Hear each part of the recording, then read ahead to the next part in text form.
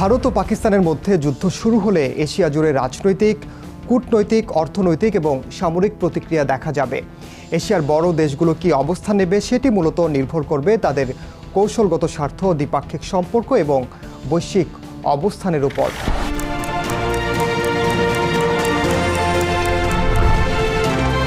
তবে প্রশ্ন, এশিয়ায় কী ধরনের প্রভাব পড়বে, কোন দেশ কার পক্ষে দাঁড়াবে, তাই জানাবো এবারের দৃশ্যপটে। সঙ্গে আছে আমি ওমর ইনাদ। বিশেষজ্ঞরা বলছেন, যদি ভারত ও পাকিস্তানের মধ্যে যুদ্ধ শুরু হয় তার প্রভাব শুধু উপমহাদেশে সীমাবদ্ধ থাকবে না, পুরো এশিয়া এমনকি বিশ্বের অর্থনৈতিক, নিরাপত্তা ও কূটনৈতিক সমীকরণে প্রচণ্ড প্রভাব ফেলবে। দুদেশই পরমাণু অস্ত্রধারী এবং অতীতে একাধিকবার যুদ্ধে লিপ্ত হয়েছে। 1947 সাল থেকে শুরু করে বিভিন্ন সময়ে সংঘাতে জড়িয়েছে দুপক্ষ।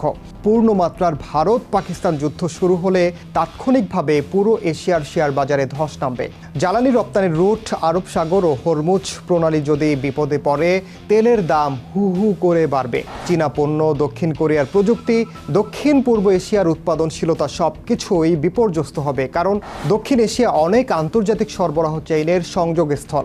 আফগানিস্তান ও ইরান সীমান্ত দিয়ে শরণার্থী স্রোত শুরু হবে। আফগানিস্তানে থাকা বিভিন্ন চরমপন্থী গোষ্ঠী সুযোগ নেয়ার চেষ্টা করবে।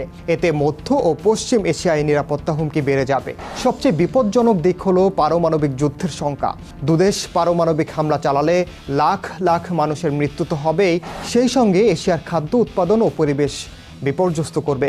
এক গবেষণায় বলা হয়েছে, একটি সীমিত ভারত পাকিস্তান পারমাণবিক যুদ্ধেও বিশ্বের তাপমাত্রা উল্লেখযোগ্যভাবে কমে যাবে, কৃষিকাজ ধ্বংস হবে, কোটি কোটি মানুষ অনাহারে পড়বে। বিশ্লেষকরা বলছেন, এশিয়ার বড় শক্তিগুলোর অবস্থান হবে অত্যন্ত কৌশল নির্ভর। যদি চীনের কথা বলি, পাকিস্তানের সবচেয়ে বড় মিত্র চীন। China Pakistan economic corridor CPEC এর মাধ্যমে পাকিস্তানের অর্থনীতিতে সরাসরি বিনিয়োগ রয়েছে চীনের।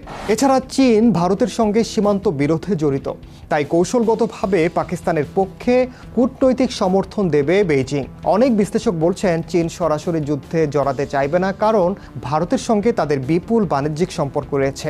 তাছাড়া পাক ভারত যুদ্ধ চীনের অর্থনীতিতেও ধাক্কা দেবে। রাশিয়া কোন অবস্থান নেবে? ঐতিহাসিকভাবে ভারতীয় সামরিক সরঞ্জামের বড় সরবরাহকারী রাশিয়া। যদিও সাম্প্রতিক বছরগুলোতে পাকিস্তানের সঙ্গেও সম্পর্ক গড়েছে তারা, তবে রাশিয়া মূলত ভারতের পক্ষেই থাকবে এবং যুদ্ধ থামাতে কূটনৈতিক চাপ বাড়াবে বলে মনে করেন বিশেষজ্ঞরা। কারণ ভারতের সঙ্গে বহু দশকের অস্ত্র বাণিজ্য, কৌশলগত অংশীদারিত্ব রয়েছে রাশিয়ার। যুদ্ধ থামাতে কূটনৈতিক চাপ দিলেও কৌশলগতভাবে ভারতের পক্ষেই দাঁড়াবে রাশিয়া, তবে সরাসরি সামরিক সহায়তা দেবে না। চীনকে প্রতিহত করতে যুক্তরাষ্ট্রের ইন্দো প্যাসিফিক স্ট্র্যাটেজিতে ভারতের ভূমিকা গুরুত্বপূর্ণ। পাকিস্তান আগের মতো আর মূল মিত্র নয় যুক্তরাষ্ট্রের। পাকিস্তানকে সন্ত্রাস বিরোধী লড়াইয়ে অতীতে মিত্র হিসেবে ব্যবহার করলেও বর্তমানে যুক্তরাষ্ট্রের প্রধান কৌশলগত মিত্র হলো ভারত, বিশেষ করে চীনকে ঠেকানোর লক্ষ্য নিয়ে। তাই যুক্তরাষ্ট্র আনুষ্ঠানিকভাবে উভয় পক্ষকে সংযমের আহ্বান জানাবে, কিন্তু ভারতের দিকে কিছুটা ঝুঁকে থাকবে। তবে যুক্তরাষ্ট্র ভারতকে কিছু কৌশলগত বা গোয়েন্দা সহায়তা দিতে পারে, বিশেষত চীনকে ঠেকানোর লক্ষ্যেই।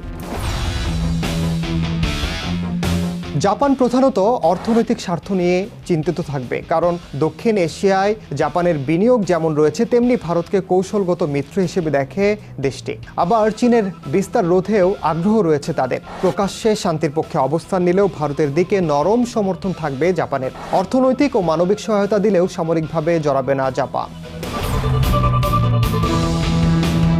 পাক ভারত যুদ্ধ শুরু হলে দক্ষিণ কোরিয়ার প্রধান লক্ষ্য অর্থনৈতিক স্থিতিশীলতা রক্ষা করা, কারণ দক্ষিণ এশিয়ার বাজারে বিনিয়োগ রয়েছে।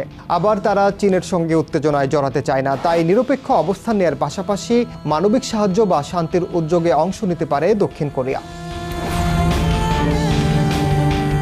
ইরান পাকিস্তানের প্রতিবেশী, কিন্তু অভ্যন্তরীণ ও আন্তর্জাতিক চাপে সাবধানে চলবে তারা, কারণ পাকিস্তানের শিয়া সুন্নি বিভাজন, সীমান্ত সুরক্ষা, পশ্চিমা নিষেধাজ্ঞা এইসব প্রাধান্য পাবে পক্ষ নেয়ার ক্ষেত্রে। তাই যুদ্ধ প্রতিরোধে কূটনৈতিক চেষ্টা, পাকিস্তানের অভ্যন্তরীণ সমস্যায় হস্তক্ষেপ না করে সীমান্তে নজরদারি বাড়াতে পারে ইরান। সৌদি আরব ও উপসাগরীয় দেশগুলোর ক্ষেত্রে কী হবে? সৌদি আরব ও উপসাগরীয় দেশগুলো পাকিস্তানের ঐতিহাসিক মিত্র, আর্থিক সহায়তাকারী হিসেবে পরিচিত। পাকিস্তানকে তেল ও বিনিয়োগ সহায়তা দিলেও সামরিকভাবে ভারতের সঙ্গে খারাপ সম্পর্ক চায় না তারা।